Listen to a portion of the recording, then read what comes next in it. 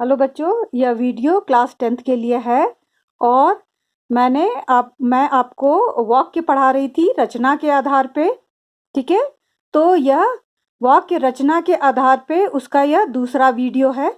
ठीक है, और पहले वाले वीडियो में हमने सरल वाक्य तक डिस्कस कर लिया था, तो अब हम डिस्कस करेंगे संयुक्त वाक्य। तो बच्चों, हम जानते हैं संयुक्त वाक्य की परिभाषा। जिस वाक्य में दो या दो से अधिक उपवाक्य मिले हों और सभी वाक्य प्रधान होता है उसे संयुक्त वाक्य कहते हैं। तो बच्चों, पहले मैंने आपको ऑलरेडी बता चुकी हूँ कि उपवाक्य क्या होता है। उपवाक्य जो होता है वह एक बड़े वाक्य के अंदर छोटे छोटे जो वाक्य होते हैं उन्हें हम उपवाक्य कहते हैं। तो यह जो संयुक्त वाक्य होता है इसमें बहुत सारे आपको उपवाक्य मिल सकते हैं, दो या दो से अधिक उपवाक्य मिल सकते हैं।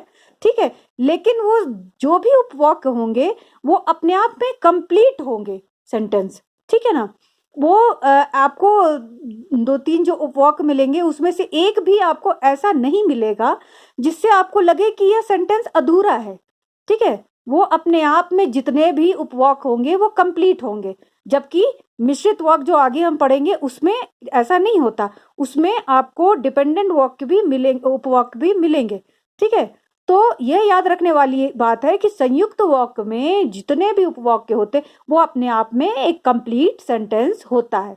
ठीक है बच्चों, फिर वे वाक्य एक दूसरे पे आश्रित नहीं होता है। मैंने बोला कि मिश्रित में ऐसा होता है, किंतु ये संयुक्त में आश्रित होना मतलब इनकम्प्लीट होना। ठीक है, तो ऐसा कुछ संयुक्त वाक्य में नहीं है, वो सारे उपवाक्य अपने आप में कंप्लीट होते हैं, मतलब उसको सुनने से आपको नहीं लगेगा कि यह सेंटेंस अधूरा है, और यह समुच्चय बोधक अव्यय से जुड़े होते हैं। तो बच्चों, ये अव्यय क्या होता है, ठीक है, वो हम आगे जानेंगे। पहले देखते हैं कि अव्यय किसे बोलते हैं। या, वा, अथवा, इसलिए, और, किंतु, परंतु, लेकिन, तथा, एवं आदि और भी कुछ अव्यय होते हैं। मैंने ये तो बस थोड़ा सा एग्जाम्पल दिया है। ठीक है, तो उसे अव्यय कहते हैं। और ये अव्यय जो होता है इसका लिंग, वचन, काल, इन सब पे कोई कारक पे असर नहीं पड़ता, इनका भेद नहीं बदलता। जैसे कि राम और श्याम खा रहा है, ये लड़के हैं। ठीक है, और सीता और गीता खा रही है, यह लड़कियां हैं। ठीक है, लेकिन और जैसा का तैसा है, मतलब लिंग चेंज हो गया, मेल से फीमेल हो गया, किंतु इनका और का रूप नहीं चेंज हुआ। उसी तरह एक लड़का खा रहा है, दो लड़के खा रहे हैं, सॉरी, एक लड़का और मैं और का एक एग्जाम्पल देती हूँ कि अगर वचन लेकर हम करें तो कैसे बोलूं मैं, ठीक है, हाँ, वचन, अगर वचन को लेकर देखें कि और का रूप चेंज होता है कि नहीं होता है, तो वह है दो लड़कियां और एक लड़के खा रहे हैं। ठीक है, दो लड़कियां और एक लड़के खा रहे हैं। ठीक है, और एक लड़की और एक लड़का खा रहा है, तो इसमें मतलब एक से और अधिक भी अगर हो जाए तो और बीच में जो है वो जैसा का तैसा है।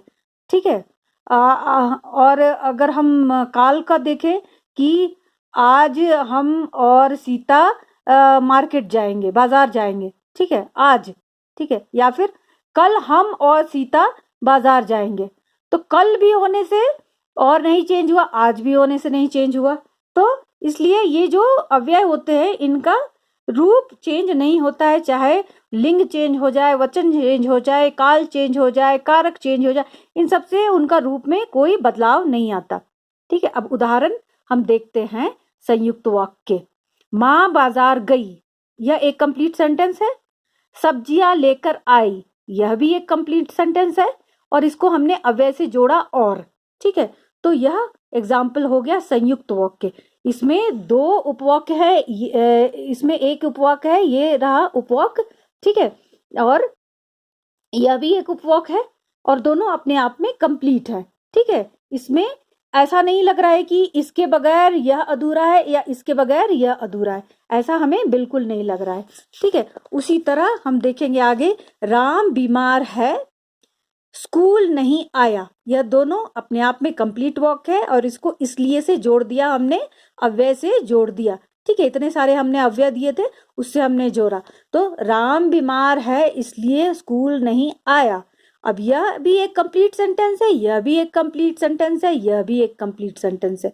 यहाँ पे कोई भी आश्रित सेंटेंस नहीं है। ठीक है ना। उसी तरह सोमवार को हड़ताल है, यह एक सेंटेंस है। बाजार बंद रहेगा, यह भी एक कंप्लीट सेंटेंस है, इसको हमने अव्यय से जोड़ा। ठीक है, और यह पूरा भी एक कंप्लीट सेंटेंस हो गया। तो यह उदाहरण है संयुक्त वाक्य के। उसी तरह आप चाय लेना चाहेंगे, ठीक है, एक ये हो गया सेंटेंस। या फिर काफी लेना चाहेंगे, कॉफी लेना चाहेंगे, यह भी एक कंप्लीट सेंटेंस है, इसको अथवा से हमने अव्यय से जोड़ दिया। तो यह पूरा पूरी भी एक कंप्लीट सेंटेंस हो गया।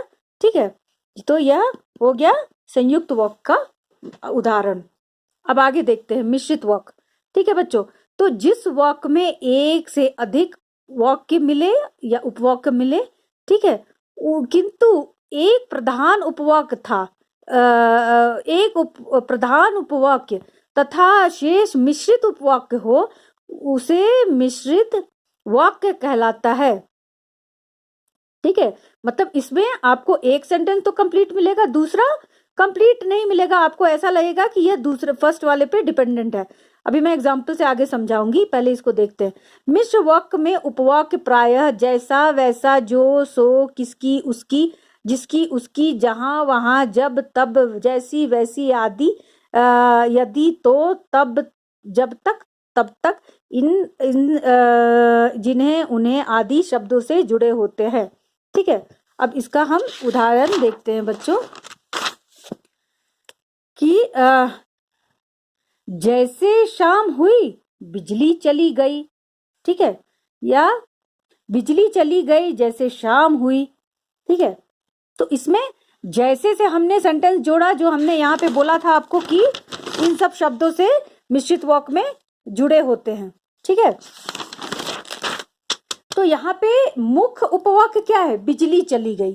ठीक है ना, और यह आश्रित है, शाम हुई, यह हमें कुछ देखने में अधूरा लग रहा है बच्चों। ठीक है ना, तो इसलिए यह हमें मिश्रित वाक्य का उदाहरण है। उसी तरह हम पढ़ेंगे तो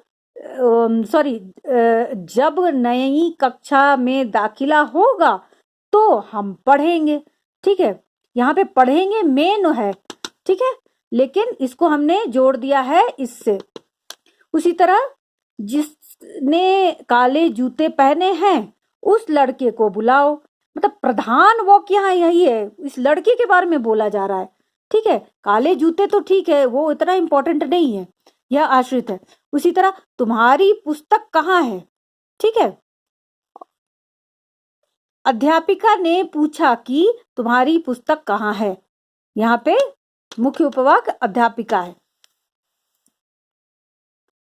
अब हम देखेंगे तीनों फॉर्म में कोई एक ही सेंटेंस कैसे बदला जा सकता है। ठीक है, मतलब सरल को संयुक्त, संयुक्त को मिश्रित। ठीक है, इसके कुछ उदाहरण है, जैसे हम लोग तैरने के लिए नदी पर गए थे, यह सिंपल है। हम लोगों को तैरना था इसलिए हम नदी पर गए थे, अब यहाँ पे इसलिए से जोड़ा है हमने, तो यह संयुक्त हो गया। उसी तरह हम लोग नदी पर गए थे क्योंकि हमको तैरना था, यह मिश्रित हो गया। ठीक है, हम लोग नदी पर गए थे, यह कंप्लीट है। ठीक है ना, क्योंकि हमको नदी पे तैरना था। उसी तरह गड्ढा खोदकर मजदूर चले गए, यह सरल है। मजदूरों ने गड्ढा खोदा और वे चले गए, यह संयुक्त है। जब मजदूरों ने गड्ढा खोद लिया तब वे चले गए। ठीक है, तब वे चले गए, यह कुछ कंप्लीट नहीं है। ठीक है, लेकिन यहाँ पे जब मजदूरों ने गड्ढा खोद लिया, यह तब वे चले गए। उसी तरह हमारे घर से बाहर निकलते ही बारिश होने लगी। हम घर से बाहर निकले और बारिश होने लगी। जैसे ही हम घर से बाहर निकले बारिश होने लगी। यह तीनों फॉर्म आपको दिख रहा होगा। उसी तरह संयुक्त का एक और उदाहरण, इन तीनों का, मैं एक बहुत होशियार डॉक्टर से मिला, यह सरल। संयुक्त, मैं एक डॉक्टर से मिला जो बहुत होशियार है। उसी तरह मिश्रित, मैं एक ऐसे डॉक्टर से मिला जो बहुत होशियार है।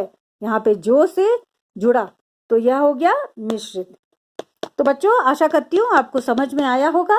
आप इसके और भी बुक से एग्जाम्पल देखिए तो आपको और क्लियर हो जाएगा। Thank you.